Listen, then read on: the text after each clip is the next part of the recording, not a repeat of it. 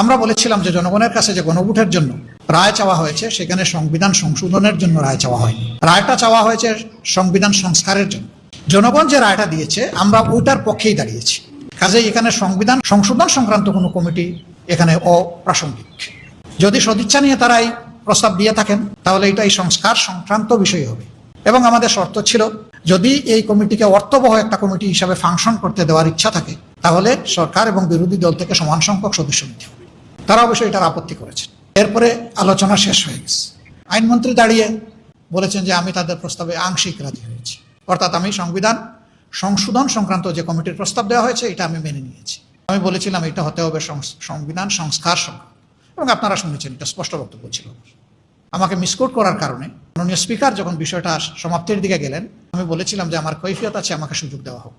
Speaker মহোদয় বললেন আজকে যেহেতু কর্মঘণ্টা যা নির্ধারিত ছিল শেষ হয়ে গেছে, আপনার কথা থাকলে কালকে শুনবো, আপনি বলতে চাইলে। যথারীতি সংসদের কার্যপ্রণালী বিধি অনুযায়ী এই ধরনের কোনো বিষয় থাকলে প্রশ্নোত্তর পূর্ব শেষ হওয়ার পরে এটাতে আসা যায়।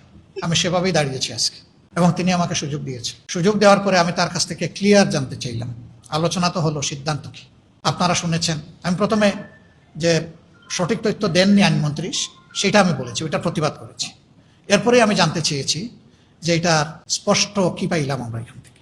তিনি কিছু রেফারেন্স টেনে অতীতের মুলতবি প্রস্তাবের কি অবস্থা হয়েছে সেটা উনি বর্ণনা করে মাত্র 3টা প্রস্তাব গৃহীত হয়েছিল বলে সংসদকে তিনি অবহিত করে বললেন যে এই প্রস্তাবটাও গ্রহণ করা হয়নি, এটা আলোচনার মাধ্যমে শেষ হয়েছে। আমরা তখন বললাম যে আমরা তো সংকটের প্রতিকার চেয়েছিলাম, সংকট সৃষ্টি করতে এখানে আসেনি, কিন্তু আমরা খুবই আশাহত হলাম যে জাতির দেওয়া এই ম্যান্ডেটটাকে বেমালুম অগ্রাহ্য করা হলো, অপমান করা হলো।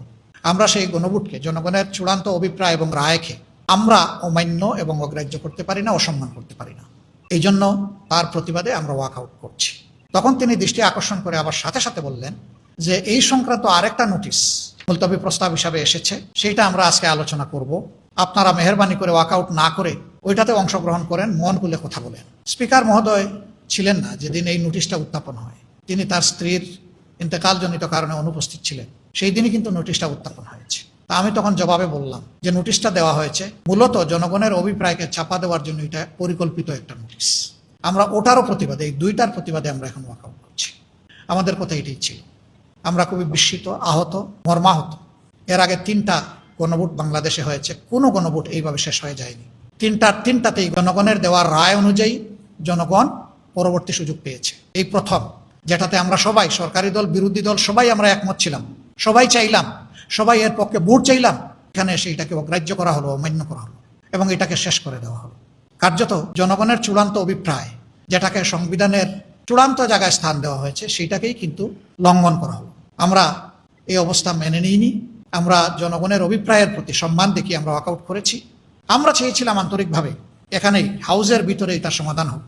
হাউজের ভিতরে সমাধান হলে জনগণ আনন্দিত হতো। গতদিন আমরা অনুরোধ করেছিলাম যে আমিও বললাম, আপনিও বললেন, আমরা বললাম, আপনারা বললেন, এখন আমরা আলাদা হয়ে গেলাম কেন?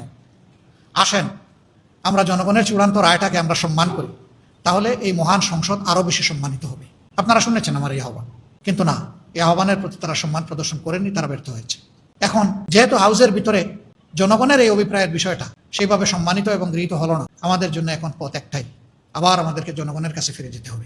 যেই জনগণ আমাদেরকে এই রায় দিয়েছিল আমরা এখন সেই জনগণের কাছেই ফিরে যাবো ইনশাআল্লাহ, এবং জনগণকে সাথে নিয়ে। এখন কথা হচ্ছে যে আমরা কি আন্দোলন গড়ে তুলবো? নিঃসন্দেহে আন্দোলন ছাড়া আমাদের করার আর পথ কি আছে?